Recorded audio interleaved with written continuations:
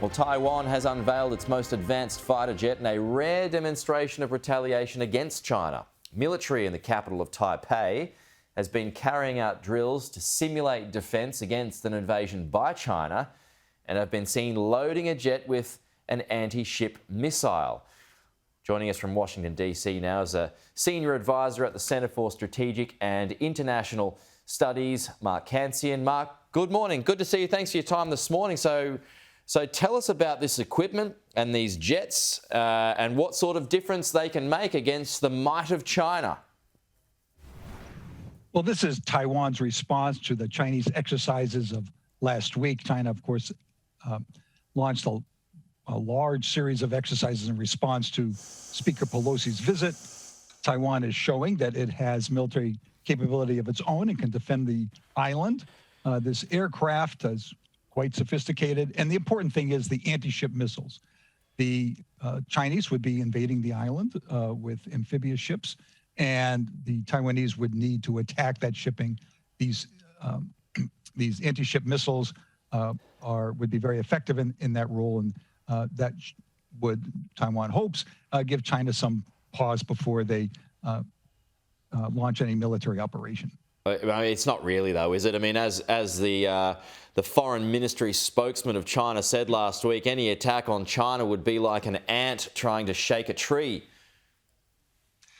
Well, Taiwan wouldn't be taking on all of China. What they would be doing is taking on the Chinese amphibious ships that would be in the straits there. Those ships would be quite vulnerable. And the point Taiwan wants to make is that although China has a lot of military power, delivering that power onto the island of Taiwan would be very dangerous. Yeah, it's not just the ships, though, is it, that China's got? It's everything else behind it.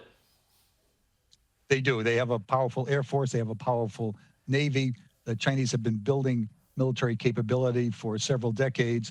They now have one of the premier militaries in the world. How do you expect it, being China, to take Taiwan? Because it does seem like that's an inevitability.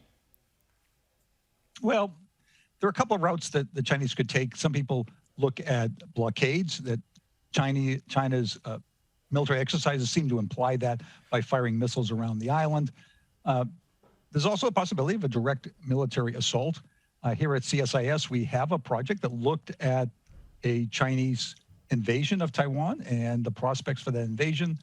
The good news is that under most scenarios, the United States, Taiwan, and often Japan were able to repel the Chinese invasion.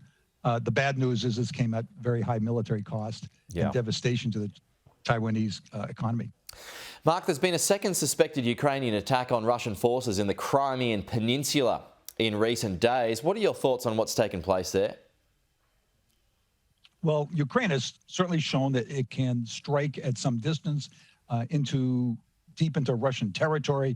A couple of days ago, there was the strike against the airfield. A number of Russian aircraft were knocked out, and there were several huge explosions. There were additional attacks the other day. Where they're coming from is a little up in the air. The Ukrainians imply that there's special forces. That's possible. It's possible that there are missiles or aircraft. It's something of a mystery.